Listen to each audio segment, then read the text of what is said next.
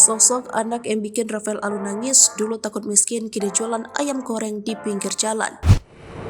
Tangis Rafael Alun tak terbendung menceritakan anak jualan ayam di pinggir jalan. Anak Rafael Alun yang bernama Christopher Dharma alias Masto kini dikabarkan jualan ayam goreng di pinggir jalan. Padahal dulu Masto pernah curhat takut jatuh miskin.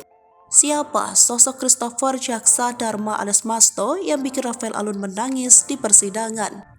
Kabar Masto jualan ayam goreng di pinggir jalan diungkap oleh sang ayah saat di persidangan di Pengadilan Tipikor pada Pengadilan Negeri Jakarta Pusat, Senin 27 November 2023. Rafael Alun tak kuasa menangis mengungkapkan nasib keluarganya yang kini benar-benar jatuh miskin.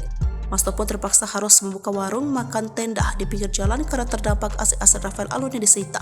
Bahkan kakak Mario Dandi itu dikabarkan sempat mendatangi Rafael Alun ke rutan untuk meminta sokongan modal buka warung makan tenda tersebut. Air mata Rafael Alun pun tak terbendung saat menceritakan bahwa kakaknya yang memberi bantuan modal usaha kepada sang anak.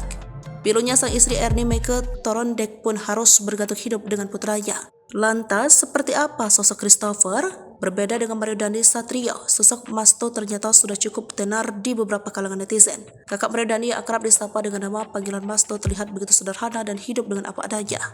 Lantaran Masto sempat memiliki hubungan asmara dengan seorang selebgram ternama bernama Apordita Mayangsari. Namun kemudian ia menikah dengan wanita bernama Vanessa Veronica. Kini semua aset kekayaan keluarga Rafael Alun turut disita hingga restoran milik keluarga pun terpaksa tutup. Imbasnya kini sang putra sulung kakak Mario Dandi jualan ayam goreng di pinggir jalan. Kakak Mario Dandi itu dikabarkan sempat mendatangi Rafael Alun ke rutan untuk meminta sokongan modal buka warung makan tenda tersebut. Air mata Rafael Alun pun tak bisa terbendung saat menceritakan bahwa kakaknya yang memberikan bantuan modal usaha kepada sang anak.